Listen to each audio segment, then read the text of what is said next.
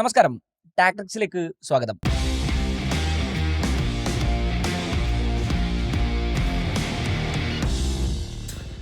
India ദക്ഷിണാഫ്രിക്ക T20 പരമ്പര India സ്വന്തമാക്കുന്നു.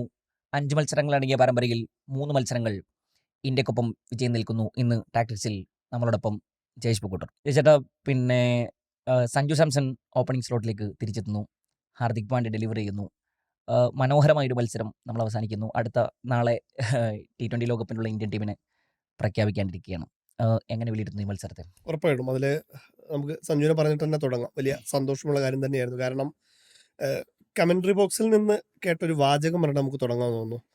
ഒരാൾക്ക് പരിക്ക് പറ്റുമ്പോഴല്ല സഞ്ജുവിനെ കളിപ്പിക്കേണ്ടത്, അത്രമാത്രം മികച്ച ക്ലാസ് ഷോട്ടുകളാണ് അദ്ദേഹം ഉതിർക്കുന്നതെന്ന് പറയുന്നത്. യെസ്, അപ്പോൾ അത് തന്നെയാണ് നമുക്ക് പറയാനുള്ളത്. കാരണം ഇന്ത്യക്ക് ഏഷ്യ കപ്പിന് മുതൽ ഇന്ത്യക്ക് എന്തായിരുന്നോ ഇല്ലാതിരുന്നത്, ആ മൊമെൻറ്റം ഒരൊറ്റ ചേഞ്ചോട് കൂടി വന്നു എന്നുള്ളതിനാണ് അതിൽ ഏറ്റവും വലിയ പ്രത്യേകത. കാരണം ഒരുപാട് നാളുകൾക്ക് ശേഷം ഇന്ത്യൻ ഓപ്പണിംഗ് ജോഡി 50+ സ്കോർ നേടുന്നു. 4 ഓവറിൽ ഇന്ത്യ 50+ നേടുന്നു. വളരെ ഫ്രീ ആയിട്ട് ഇന്ത്യൻ താരങ്ങൾക്ക് ശേഷം വരുന്ന താരങ്ങൾക്ക് കളിക്കാൻ കഴിയുന്നു. അത് തന്നെയാണ് ഇന്നത്തെ ഏറ്റവും വലിയ ഹൈലൈറ്റ് എന്ന് പറയുന്നത്. ഒരു 200+ സ്കോർ പോകാനുള്ള ഒരു കാരണം അതാണ്. കാരണം സഞ്ജു സാംസൺ 9ാമത്തെ ഓവറിൽ പുറത്താവുമ്പോൾ ഇന്ത്യൻ സ്കോർ 97 എത്തിയിട്ടുണ്ട്. സഞ്ജുവിൻ്റെ ഇന്നിങ്സിലേക്ക് വരുമ്പോൾ, അതായത് തുടക്കത്തിൽ തന്നെ ഫസ്റ്റ് ബോൾ മുതൽ സഞ്ജുവിൻ്റെ പ്രത്യേകത എന്ന് വെച്ച് കഴിഞ്ഞാൽ, നമ്മളെപ്പോഴും പറഞ്ഞ് പഴകിയ സാധനമാണ്. എന്നാൽ പോലും ഗില്ലിനും സൂര്യയ്ക്കും ഉള്ളൊരു പ്രിവിലേജ് എന്തായാലും സഞ്ജുവിനില്ല. ഈ മത്സരത്തിൽ ഒരു സിംഗിൾ ഡിജിറ്റിൽ സഞ്ജു പുറത്തായിരുന്നെങ്കിൽ ഒരു പക്ഷേ സഞ്ജുവിൻ്റെ അവസാന അന്താരാഷ്ട്ര മത്സരമായിരുന്നു ഇത്. കാരണം മറ്റു ഫോർമാറ്റിൽ അടുപ്പിക്കുന്നേ ഇല്ല. ഏത് ലാസ്റ്റ് വൺ ഡേയിൽ സെഞ്ചുറി അടിച്ചിട്ട് പോലും പിന്നെ അദ്ദേഹം കളിച്ചിട്ടില്ല, ടെസ്റ്റിൽ അടുപ്പിക്കുന്നില്ല. അത് പോട്ടെ, അവസാനം ഇന്ത്യക്ക് വേണ്ടി കളിക്കുന്ന ഒരു പക്ഷേ അവസാനത്തെ മത്സരമായിരിക്കും ഇത്. കാരണം നേരത്തെ ആര് സൂചിപ്പിച്ച പോലെ തന്നെ ലോകകപ്പിനും ന്യൂസിലൻഡിനെതിരായ പരമ്പരയ്ക്കുമുള്ള ടീമിനെ നാളെ ഉച്ചയ്ക്ക് 1 മണിക്ക് പ്രഖ്യാപിക്കും. അപ്പോൾ ഇരൊറ്റ പിഴവ് മതി സഞ്ജുവിനെ വെട്ടാൻ. പകരം ഇപ്പോൾ ഡൊമസ്റ്റിക്കിൽ ഇഷാൻ കിഷൻ അടക്കമുള്ളവർ മികച്ച ഫോമിലുണ്ട്. അതുമാത്രമല്ല, നിലവിലുള്ള ഗില്ലിനെ അതുപോലെ നിലനിർത്താൻ ഈ ഒരൊറ്റ പരാജയം ചൂണ്ടിക്കാണിക്കാമായിരുന്നു അവർക്ക്. പക്ഷേ സഞ്ജു അവിടെയും സെൽഫിഷ് കളിച്ചില്ല. സഞ്ജുവിന് വളരെ കൃത്യമായി തൻ്റെ സ്കോർ മാത്രം നോക്കി, സ്ട്രൈക്ക് റേറ്റിലേക്ക് ഒരു പരിധിക്കപ്പുറം ചിന്തിക്കാതെ ആവറേജ് മാത്രം നോക്കി കളിക്കാമായിരുന്നു. സഞ്ജു അത് ചെയ്തില്ല. സഞ്ജു ഫസ്റ്റ് ബോൾ മുതൽ അറ്റാക്ക് ചെയ്യാനാണ് ശ്രമിച്ചത്. പ്രത്യേകിച്ച് യാൻസനെതിരെ കളിക്കുമ്പോൾ നമുക്കറിയാം, യാൻസനെതിരെ സഞ്ജു എപ്പോഴും പതറാറുള്ള കാഴ്ച നമ്മൾ കണ്ടു. പക്ഷേ യാൻസനെതിരെ ഒരു 6 ഉണ്ട്, ഒരു ഗംഭീരമായൊരു 6. അതൊരു സ്റ്റേറ്റ്മെന്റ് ആയിരുന്നു. പിന്നീട് 2 ഗംഭീരമായ സ്ട്രൈറ്റ് ഡ്രൈവുകൾ ചെയ്യുന്നുണ്ട്. പക്ക കോപ്പി ബുക്ക് എന്ന് പറഞ്ഞു കഴിഞ്ഞാൽ പക്ക കോപ്പി ബുക്ക്. അങ്ങനെ യാൻസനെതിരെ 6 അടിച്ചുകൊണ്ടാണ് സഞ്ജു ഇന്റർനാഷണൽ ക്രിക്കറ്റിൽ T20യിൽ 1000 റൺസ് തികയ്ക്കുന്നത്. അത് ജോയിന്റ് ഫാസ്റ്റസ്റ്റ് 3rd ഇന്ത്യൻ ആണ് ആ ഒരു റെക്കോർഡിലേക്ക് കിടക്കുന്നത്. 2020യിൽ 8000 റൺസ് സഞ്ജു മറികടക്കുന്നുണ്ട്. അപ്പോൾ ഈ ഒരു ചെറിയ സമയത്തിനുള്ളിൽ ഒരുപാട് നാഴികക്കല്ലുകൾ ഇത്രയും അവഗണനകൾക്കിടയിലും അദ്ദേഹം നേടുന്നുണ്ട് എന്നുള്ളതാണ്. അപ്പോൾ തീർച്ചയായിട്ടും സഞ്ജുവിൻ്റെ മടങ്ങി വരവ്, അത് സഞ്ജു മികച്ച രീതിയിൽ ഒരു മോഡേൺ ഡേ T20 ക്രിക്കറ്റിൽ എന്താണോ ചെയ്യേണ്ടത് അത് അതേ ഇൻറ്റൻസോടെ അദ്ദേഹം ചെയ്തിട്ടുണ്ട്. നേരത്തെ സൂചിപ്പിച്ച പോലെ തന്നെ സഞ്ജു ആ തുടക്കം നൽകിയതുകൊണ്ട് മാത്രമാണ് പിന്നീട് തിലക് വർമ്മയ്ക്ക് കൂളായി കളിക്കാൻ കഴിയുന്നു. പിന്നെ ഹാർദിക് പാണ്ഡ്യയുടെ ഒരു അതിഗംഭീരമായൊരു പെർഫോമൻസ് അവിടെ വരുന്നു. അങ്ങനെ ഇന്ത്യ 200 മുകളിലൊരു സ്കോർ നേടുന്നു. മറുപടിയിൽ ദക്ഷിണാഫ്രിക്കയും മികച്ച തുടക്കം തന്നെയായിരുന്നു കിട്ടിയിരുന്നെങ്കിൽ പോലും പ്രോപ്പറായിട്ട് കൃത്യമായിട്ട് ഇടവേളകളിൽ ബുംറയും ഒപ്പം തന്നെ വരുണും നല്ല സ്ട്രൈക്ക് കൊടുത്തുകൊണ്ട് ഇന്ത്യ ഒരു വിജയം സ്വന്തമാക്കുന്നു. സൂര്യകുമാർ ബാറ്റർ എന്നുള്ള നിലയ്ക്ക് പരാജയമാണെങ്കിലും ക്യാപ്റ്റൻ മെറ്റീരിയൽ എന്നുള്ള നിലയ്ക്ക് ഒരു രക്ഷയില്ല ചങ്ങാതി. ഒരുപക്ഷെ ഇന്ത്യ കണ്ട ഏറ്റവും മികച്ച T20 ക്യാപ്റ്റൻ എന്ന് പറയേണ്ടി വരും. തുടർച്ചയായ 8ാമത്തെ ബിലാറ്ററൽ സീരീസാണ് അദ്ദേഹം നേടുന്നത്. വേൾഡ് കപ്പിലേക്ക് ഇന്ത്യ ഏറെക്കുറെയൊക്കെ അടുത്തിരിക്കുന്നു. ആ വേൾഡ് കപ്പ് സാധ്യതകൾ ഏറെക്കുറെ സഫലമാക്കുന്ന ഒരു ടീമും വേൾഡ് കപ്പ് നിലനിർത്തിയിട്ടില്ല. ഇത്തവണ ചിലപ്പം അതിനുള്ള സാധ്യതകളുണ്ട്. നാളെ ഗംഭീറും അഗാർക്കറും വേറൊരു പരിധിക്കപ്പുറമുള്ള മണ്ടത്തരങ്ങളൊന്നും ചെയ്തു വെച്ചിട്ടില്ലെങ്കിൽ ആ ഒരു രീതിയിൽ തന്നെയാണ് കാര്യങ്ങൾ പോകുന്നത്. അതിൻ്റെ ഉദാഹരണം തന്നെയായിരുന്നു ഇന്നത്തെ മത്സരവും. അതെ, നേരത്തെ പറഞ്ഞല്ലോ, ഇപ്പോൾ ആ കമൻട്രി ബോക്സിൽ നിന്ന് അത് പറഞ്ഞത് രവിശാസ്ത്രിയാണ് എന്നാലോചിക്കണം. രവിശാസ്ത്രി ഇന്ത്യൻ ക്രിക്കറ്റിനെ ഇത്രമേൽ വാച്ച് ചെയ്യുന്നൊരു മനുഷ്യനാണ്. കമൻട്രി ബോക്സിൽ ഇരുന്നുകൊണ്ട് അദ്ദേഹം പറയുന്നത്, നിങ്ങൾ എങ്ങനെ ബോൾ ഇട്ടാലും ഒരു മനുഷ്യനെ അടിച്ചുകൊണ്ടിരിക്കുന്ന ഒരു മനുഷ്യനെയാണ് നിങ്ങൾ ഒരാൾക്ക് പരിക്ക് പറ്റാൻ വേണ്ടി കാത്തിരിക്കുന്നത്. കൃത്യമായി പറഞ്ഞാൽ 10 മാസം എടുത്തു സഞ്ജു ഓപ്പണിംഗ് സ്ലോട്ടിലേക്ക് തിരിച്ചു വരാൻ എന്നുള്ളതാണ്. കഴിഞ്ഞ 2-3 മത്സരങ്ങളിൽ, 3ാമത്തെ മത്സരമാണെങ്കിൽ ഗില്ലില്ലാഞ്ഞിട്ടും അദ്ദേഹത്തിനെതിരെ പ്രകൃതി പോലും കളിച്ചു എന്നാണ് ആരാധകർ പറഞ്ഞുകൊണ്ടിരുന്നതാണ്. അപ്പോൾ ഞാനത് പറഞ്ഞ മാർക്കോ യാൻസനെതിരെ അടിച്ച ലോങ് ഓണിൽ അടിച്ച ആ 6. മാർക്ക് യോഹാൻസനെ കുറിച്ച് നമ്മൾ പറയുമ്പോൾ മാർക്ക് യോഹാൻസൺ കഴിഞ്ഞ സൗത്ത് ആഫ്രിക്കൻ സീരീസിൽ 2 തവണ സഞ്ജു ഇങ്ങനെ റണ്ണൊന്നും എടുക്കാതെ ആ സീരീസിൽ തന്നെയാണ് 2 സെഞ്ചുറി അടിക്കുന്നത്. റണ്ണൊന്നും എടുക്കാതെ പുറത്താകുന്നത് യാൻസന് മുന്നിലാണ്. അതുകൊണ്ടാണ് യാൻസന് മുന്നിലെത്തുന്ന സഞ്ജുവിനെ നമ്മളെപ്പോഴും പിന്നെ ഇയാളിപ്പോൾ പുറത്താകുമെന്ന്. പക്ഷെ ഇപ്പൊ സഞ്ജുവിനെ സംബന്ധിച്ച് പ്രഷർ ഇല്ല എന്നുള്ളതാണ്. ഫസ്റ്റ് ഷോട്ട് പോകുമ്പോഴേ അയ്യോ അത് ക്യാച്ച് ആയോ എന്ന് നമ്മളൊക്കെ ആരാധകരൊക്കെ വലിയ പേടിച്ചില്ല. പക്ഷെ ടൈമിങ് ഒന്നിന്റെ ബലത്തിലാണ് അത് കയറി പോകുന്നത്. അതെ, പിന്നെ അടിക്കുന്നത് ബാറ്റ്മാൻ ആണെന്ന് പറഞ്ഞാൽ രണ്ടാമത്തെ മത്സരത്തിൽ ഇന്ത്യ തോൽക്കുന്ന മത്സരത്തിൽ 4 വിക്കറ്റ് എടുത്ത ആളാണ്. ദക്ഷിണാഫ്രിക്കയുടെ പിന്നെ വിജയശില്പികളിൽ ഒരാളാണ്. അയാൾ എറിഞ്ഞ അടുത്ത ഓവറിൽ 14 4 ആണ്. കുറേ കാലത്തിന് ശേഷം ഇപ്പോൾ കമന്ററി ബോക്സിൽ ഉണ്ടായിരുന്ന ഉത്തപ്പ പറഞ്ഞെന്നാണ്ടോ പിന്നെ സഞ്ജു ഷേഖ് എന്നാണ് പറഞ്ഞത്. സഞ്ജു ഷേഖ് പാർട്ട്ണർഷിപ്പ് എന്നാണ് അദ്ദേഹം പറഞ്ഞത്. 2024 യഥാർത്ഥത്തിൽ നമ്മൾ അങ്ങനെ കണ്ടതാണ്. ഇന്ത്യൻ T20 ക്രിക്കറ്റ് ഹിസ്റ്ററികളിൽ തന്നെ ഏറ്റവും മികച്ച ഓപ്പണിംഗ് പാർട്ട്ണർഷിപ്പ് ജോഡികൾ. ഇപ്പോൾ നമ്മൾ ഈ കഴിഞ്ഞ 3 മത്സരങ്ങളിൽ സഞ്ജു ഇറങ്ങിയതിനു ശേഷമാണ് ഏറ്റവും മികച്ച first wicket partnership. Power play അടിക്കുന്ന സമയത്ത് നമ്മൾ 67 റൺസ് എടുക്കുന്നു എന്നുള്ളതാണ്. അപ്പോൾ സഞ്ജുവിനെ സംബന്ധിച്ചിടത്തോളം ഓപ്പണിംഗ് സ്ലോട്ടിൽ അദ്ദേഹത്തെ മടക്കിക്കൊണ്ട് വരും. നമ്മൾ ശുഭ്മാൻ ഗില്ലിന് പരിക്കേൽക്കുന്നതിൽ നമ്മൾ ആഘോഷിക്കൊന്നുമില്ല. അദ്ദേഹത്തിന് പരിക്കേറ്റ് പുറത്തു പോകണം എന്ന് ആഗ്രഹിക്കുന്നവരൊന്നുമല്ല നമ്മൾ. പക്ഷേ ഇയാളെ സഞ്ജുവിനെ തിരിച്ചു വിളിക്കാൻ ആ പരിക്ക് വരെ നമുക്ക് കാത്തിരിക്കേണ്ടി വന്നല്ലോ എന്ന് രവിശാസ്ത്രി കമന്ററി ബോക്സിൽ ഇരുന്ന് ചോദിക്കുന്ന ചോദ്യം ഗൗതം ഗംഭീർ കേട്ടേ മതിയാകൂ എന്നുള്ളതാണ്. സഞ്ജു സീരീസിൽ കളിക്കില്ലായിരുന്നു. അതെ, തീർച്ചയായും. പിന്നെ നമ്മൾ എടുത്ത് പറയുന്നത് ഹാർദിക് പാണ്ഡ്യയുടെ ഇന്നിങ്സ് ആണ്, തിലക് വർമ്മയുടെ ഇന്നിങ്സ് ആണ്. ഇതിൽ സൂര്യകുമാർ യാദവ് ഒഴികെ നമുക്ക് പ്രതീക്ഷയില്ല. ഈ 11നെയും കൊണ്ട് നമ്മൾ T20 ലോകകപ്പിന് പോവുകയാണ് എന്നുണ്ടെങ്കിൽ ഇപ്പോൾ ജസ്പ്രീത് ബുംറയെ കുറിച്ച് പറയുന്നു. ജസ്പ്രീത് ബുംറ ഈ സീരീസിൽ തന്നെ ഒരു മത്സരത്തിൽ 10 മുകളിൽ എക്കോണമിയിൽ പന്തെറിഞ്ഞൊരു മനുഷ്യനാണ്.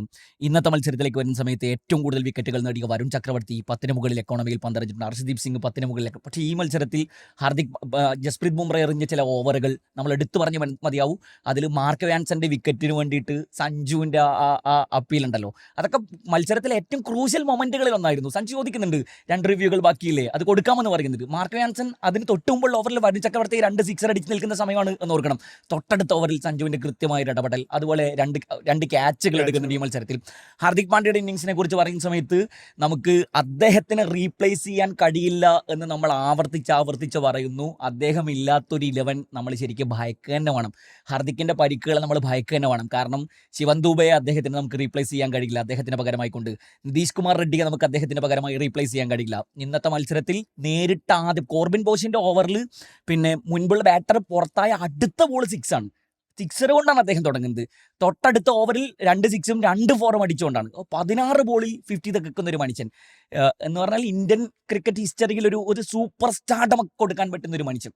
അതുപോലെ തന്നെ 1 ഡൗൺ പൊസിഷനിൽ ഇന്ത്യയിൽ തിലക് വർമ്മ ശരിക്കും യഥാർത്ഥത്തിൽ അദ്ദേഹത്തെ നമ്മളിങ്ങനെ കോൺക്രീറ്റ് ആയി അദ്ദേഹത്തിന് പകരം ഇനി സൂര്യകുമാർ യാദവിനെ നമുക്ക് ഇനി അവിടെ റീപ്ലേസ് ചെയ്യാൻ കഴിയില്ല. സൂര്യകുമാർ യാദവിന്റെ സ്ലോട്ടിലാണ് അദ്ദേഹം കളിച്ചുകൊണ്ടിരിക്കുന്നതെങ്കിൽ പോലും തിലക് വർമ്മ ഈ ഓപ്പണിംഗ് ജോഡിക്ക് ശേഷം തിലക് വർമ്മ തരുന്ന ഒരു ഇന്ത്യൻസ്, പിന്നെ നമുക്ക് ഫിനിച്ചർ റോളിൽ ഹാർദിക് പാണ്ഡ്യ തരുന്ന ഒരു സാധനം. ഈ ടീമിനെയാണ് നമുക്ക് യഥാർത്ഥത്തിൽ T20 ലോകകപ്പിന് ആവശ്യം എന്നാണ്. ബോളർമാർ നന്നായി ഡെലിവർ ചെയ്യുന്നു. വരുൺ ചക്രവർത്തി 4 വിക്കറ്റ് എടുത്തൊരു മത്സരം, ജസ്പ്രീത് ബുംറ തിരിച്ചെത്തിയൊരു മത്സരം. അപ്പോൾ നമ്മളെ സംബന്ധിച്ചിടത്തോളം ദക്ഷിണാഫ്രിക്കൻ നിരയിലേക്ക് നോക്കിക്കഴിഞ്ഞാൽ അവരെറിഞ്ഞ 6 ബോളർമാരിൽ 5 ബോളർമാരും 10 മുകളിൽ എക്കോണമിയിലാണ്. അതിൽ കോർബിൻ ബോഷ് ഏറ്റവും കൂടുതൽ അടികൊണ്ടത് കോർബിൻ ബോഷാണ്. ഇപ്പോൾ ഹാർദിക് പാണ്ഡ്യയെ കുറിച്ച് നമ്മൾ പറയുന്ന സമയത്ത് അദ്ദേഹം ഏത് ബോർഡറും ഇപ്പോൾ കട്ടക്കിൽ നന്നായി ദക്ഷിണാഫ്രിക്കൻ ബോർഡർമാർ ഡെലിവർ ചെയ്തുകൊണ്ടിരുന്നൊരു സമയമുണ്ടായിരുന്നു. അതിലെ ആൻഡ്രിച്ച് നോർക്കിയൊക്കെ 149 മുകളിൽ ബോൾ ചെയ്തുകൊണ്ടിരുന്നൊരു സമയത്താണ് ഇന്ത്യൻ ബാറ്റർമാർ അഭിഷേക് ശർമ്മയടക്കം വിറച്ചുകൊണ്ടിരുന്നൊരു സമയത്താണ് ഈ പറയുന്ന നോർക്കി അടക്കം ഭയങ്കര എഫേർട്ട്ലെസ് ആയിക്കൊണ്ട് ഹാർദിക് പാണ്ഡ്യ അടിക്കാൻ നമ്മൾ കണ്ടത്. കേശവ മഹാരാജിൻ്റെയും ഹാർദിക് പാണ്ഡ്യയുടെയും റെക്കോർഡുകൾ ആ മത്സരത്തിൽ കമന്ററിക്കിടെ പറയുന്നുണ്ടായിരുന്നു. കേശവ മഹാരാജ് വരുന്ന സമയത്ത് ഹാർദിക് പാണ്ഡ്യ എങ്ങനെ നേരിടുന്നത്, ഓരോ ഓവറിൽ അദ്ദേഹം ബാക്ക് ടു ബാക്ക് സിക്സർ അടിച്ചിട്ടാണ് ആ കളിയിൽ നേരിട്ടത്. അതിൻ്റെ മറ്റൊരു തനിയാവർത്തനം പോലെ ഒരു ഇന്നിങ്സാണ് നമ്മളിന്ന് കണ്ടത്. അപ്പോൾ ഹാർദിക് പാണ്ഡ്യയും സഞ്ജുവിനെ കുറിച്ച് പറയുന്ന സമയത്ത് ജിയുടെ ശത്രുമുഖത്താണ് ആരാധകർ ഇവർ രണ്ടാളെയും പ്രതിഷ്ഠിക്കാറുള്ളത്. അവരൊക്കെ ഡെലിവർ ചെയ്യുന്നു എന്നുള്ളതാണ് വളരെ സന്തോഷം നൽകുന്ന ഒരു ഫലം. ഹാർദിക് എന്തൊക്കെ പറഞ്ഞാലും ഇന്ത്യയുടെ ഒരു ഗംഭീര മാച്ച് വിന്നർ തന്നെയാണ്. അത് ബൗളിങ്ങിലും ബാറ്റിങ്ങിലും ഫീൽഡിങ്ങിലും അദ്ദേഹം കാണിക്കുന്ന മാത്രമല്ല, അതിനപ്പുറത്തേക്ക് അദ്ദേഹം ഓരോ ഇന്ത്യൻസ് കാണിക്കും. ഇപ്പോൾ ഇന്ന് തന്നെ സൗത്ത് ആഫ്രിക്ക ഗംഭീരമായി റിട്ടേൺ ചെയ്തുകൊണ്ടിരിക്കുമ്പോൾ അഭിഷേക് ഒരു ക്യാച്ച് മിസ് ചെയ്യുന്നുണ്ട്. അത് മിസ്സെന്ന് പറയാൻ പറ്റില്ല, അഭിഷേക് നല്ലൊരു ട്രൈ ആണ് നടത്തിയിട്ടുള്ളത്. പക്ഷെ അതിന് ദേഷ്യം വന്ന് പുള്ളി ചാടുകയാണ്, സ്പീഡിൽ ആ ഗ്രൗണ്ടിൽ കിടന്ന് ചാടിച്ച് അത്തരത്തിലുള്ള ഇമോഷൻസ് കൃത്യമായിട്ട് കാണിക്കുന്ന ഒരു പ്ലെയറാണ്. അത് ഈ ടീമിൽ എത്ര ക്യാപ്റ്റൻസി മെറ്റീരിയൽ ഉണ്ട് നോക്കൂ. അതെ അതെ അതെ ഹാർദിക് പാണ്ഡ്യ, സഞ്ജു സാംസൺ, സൂര്യകുമാർ യാദവിന്റെ ഫോം നമ്മൾ പറഞ്ഞിട്ടേ ഇല്ല എന്നുള്ളതാണ്. അതെ അതെ ക്യാപ്റ്റൻ ആയതുകൊണ്ട് അദ്ദേഹത്തെ ശുഭ്മാൻ ഗില്ലിന്റെ അതേ അവസ്ഥയാണ്. ക്യാപ്റ്റനെയും വൈസ് ഒരു ക്യാപ്റ്റനെയും ഒരു സിനിമയ്ക്കകത്ത് നമ്മുടെ ശ്രീനിവാസൻ ഇങ്ങനെ മിണ്ടാതെ നടന്നു പോകുന്നുണ്ട്, അതുപോലെ പോവുകയാണ്. ട്രോളുകളൊക്കെ ഗില്ലും ഇവരൊക്കെ ആയിട്ട് അങ്ങനെ ഷെയർ ചെയ്ത് പോകുന്നുണ്ട്. അതെ. സൂര്യ അവിടെ ക്യാപ്റ്റൻ ആയതുകൊണ്ട് മാത്രം പിടിച്ചിരിക്കുന്ന ഒരാൾ തന്നെയാണ്. കാരണം 22 ഇന്നിങ്സുകളായി ഒരു 50 50 ഇല്ല. ഇല്ലാതെ അദ്ദേഹം പോകുന്നു. ആവറേജ് 15-അടുത്തേ ഉള്ളൂ അദ്ദേഹത്തിന് എന്നുള്ളതാണ്. 47 മറ്റോ ആണ് അദ്ദേഹത്തിന്റെ ഈ കഴിഞ്ഞ 20 ഇന്നിങ്സുകളിൽ. അതും ആ അതെ പാകിസ്ഥാൻ അതെ ഏഷ്യ കപ്പിൽ അതൊരു മെല്ലപ്പോക്കിന്റെ ഇന്നിങ്സ് ആണ്. തീർച്ചയായിട്ടും രണ്ടേ തീർച്ചയായിട്ടും രണ്ട് ഒരു 7-9 ഇന്നിങ്സുകൾ 1 ഡിജിറ്റ് ആണ്. വൺ ഇതുകൂടെ ഡിജിറ്റ്. കൂട്ടുന്ന സമയത്ത് അത് 10 കൂടെ കഴിയുന്നു അതെ എന്നുള്ളത്. അതെ അതായത് ഇപ്പോ 9 ഒരു വർഷം ഏറ്റവും കൂടുതൽ തവണ സിംഗിൾ ഡിജിറ്റിന്റെ പുറത്തായ താരം എന്ന ഒരു മോശം റെക്കോർഡ് ഉം. സൂര്യക്കായി ഇപ്പോ 9 തവണ. അതെ. മുൻഗാമി ആരാന്നൊന്ന് ഗസ് ചെയ്യാൻ പറ്റുമോ? ആരാണ്? ഗില്ല് അയ്യോ. 2023 അപ്പോ അത്തരത്തിൽ മോശം റെക്കോർഡുകളാണ് പോകുന്നത്. മാത്രമല്ല ഇപ്പൊ ഈ നമ്മുടെ ഈ ഓൺഗോയിങ് സീരീസിലേക്ക് വരുമ്പോൾ ഇപ്പോ ഗില്ല് 3 മത്സരത്തിൽ നിന്ന് അതെ. 33 റണ്ണ്, ആണ്. സൂര്യ 4 മത്സരത്തിൽ നിന്ന് 31 റണ്ണ്, സഞ്ജു ഒറ്റ കളി കൊണ്ട് അതെ 37 അതെ. അപ്പോൾ ഇവരുടെ ഈ സ്റ്റാറ്റ് നോക്കുമ്പോൾ പ്രത്യേകിച്ച് സൂര്യയുടെ സ്റ്റാറ്റ് എന്ന് പറഞ്ഞു കഴിഞ്ഞാൽ അത് നമുക്ക് പേടിക്കേണ്ട കാര്യം തന്നെയാണ്. കാരണം എല്ലാ മത്സരത്തിലും എല്ലാവർക്കും തിളങ്ങാൻ പറ്റിക്കൊള്ളണം എന്നില്ല. പ്രത്യേകിച്ച് വേൾഡ് കപ്പിലെ നോക്കൌട്ടിലേക്കൊക്കെ പോകുമ്പോൾ അത് ക്രൂഷ്യൽ തന്നെയാവും. മാത്രമല്ല സൂര്യ ഫോമിലെത്തി കഴിഞ്ഞു കഴിഞ്ഞാൽ ഇന്ത്യയുടെ കിരീട പ്രതീക്ഷ അത്രത്തോളം ഉയരുക കൂടി ചെയ്യുകയാണ്. കാരണം ഔട്ട് ക്യാപ്റ്റൻ ഓഫ് എന്നുള്ള ഫോമും നിലയ്ക്ക് ഓക്കെ ഔട്ട് ഓഫ് ഫോമും ഔട്ട് ഓഫ് ഔട്ട് ഓഫ് റൺസും റൺസും അതെ അതെ പ്രശ്നമുണ്ട്. അതെ അതെ അത് വ്യത്യാസമുണ്ട്. അപ്പോൾ സ്വാഭാവികമുണ്ട് സൂര്യ തിരിച്ചു വരിക എന്നുള്ളത് ഇന്ത്യയുടെ കൂടി അതെ. ആവശ്യമാണ്. നേരത്തെ ഉം. നമ്മൾ സൂചിപ്പിച്ച പോലെ തന്നെ പാണ്ഡ്യെല്ലാം പരിക്കേറ്റ് പുറത്തായപ്പോൾ അതെ. നമ്മൾ ആ ഒരു പ്ലെയറെ മിസ് ചെയ്തിരുന്നു ഒരുപാട്. അദ്ദേഹം തിരിച്ചു വന്ന ഫസ്റ്റ് മാച്ചിൽ തന്നെ അതെ. എന്തായിരുന്നു ഞാൻ എൻ്റെ സ്ലോട്ട് ഇവിടെ എന്താണെന്നുള്ളത് കൃത്യമായി പാണ്ഡ്യ കാണിച്ചു തന്നു. ഉം. ഈ മത്സരത്തിലും കാണിച്ചു തന്നു. അപ്പോൾ അതുപോലെ സൂര്യ ഫോമിലെത്തണം, അത് അതെ. ഇന്ത്യയുടെ കൂടി ആവശ്യമാണ്. അതെ. എനിക്ക് മാത്രമല്ല ഒരു പരിധിവരെ ഈ വേൾഡ് കപ്പ് ആയിരിക്കും സൂര്യയുടെ ഇന്ത്യൻ ജേഴ്സിയിലെ അവസാന ഒരു അതെ. സീരീസും ആവാനുള്ള സാധ്യതയുമുണ്ട്. പ്രത്യേകിച്ച് അദ്ദേഹം വേൾഡ് കപ്പിലും ഫോം ആയിട്ടില്ലെങ്കിൽ. ഉം. കാരണം ഈ ഒരു നേരത്തെ പറഞ്ഞ പോലെ തന്നെ ക്യാപ്റ്റൻ ആയതുകൊണ്ട് മാത്രമാണ് ഇങ്ങനെ അദ്ദേഹത്തെ ഉം. വലിച്ചു നീട്ടിക്കൊണ്ട് പോകുന്നത് എന്നുള്ളതും. ഉം. അപ്പോൾ തീർച്ചയായിട്ടും സൂര്യക്കും ഫോമിലെത്തേണ്ട ആവശ്യമുണ്ട്. ഉം.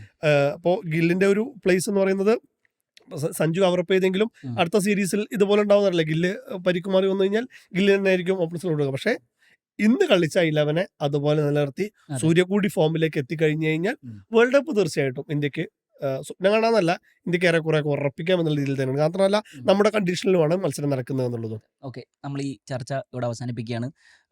വളരെ മികച്ചൊരു റിസൾട്ടിലാണ് നമ്മൾ ഈ പരമ്പര അവസാനിപ്പിക്കുന്നത്. പക്ഷേ ശുഭ്മാൻ ഗില്ലിന്റെ തിരിച്ചുവരവോടുകൂടി നമ്മൾ വീണ്ടും പരീക്ഷണങ്ങൾ ആരംഭിക്കുമോ ഇല്ലയോ എന്നാണ് ഇനി ആരാധകർ കാത്തിരിക്കുന്നത്. ടാക്ടിക്സ് അവസാനിക്കുന്നു. മറ്റൊരു ദിവസം വീണ്ടും ഇരിക്കാം.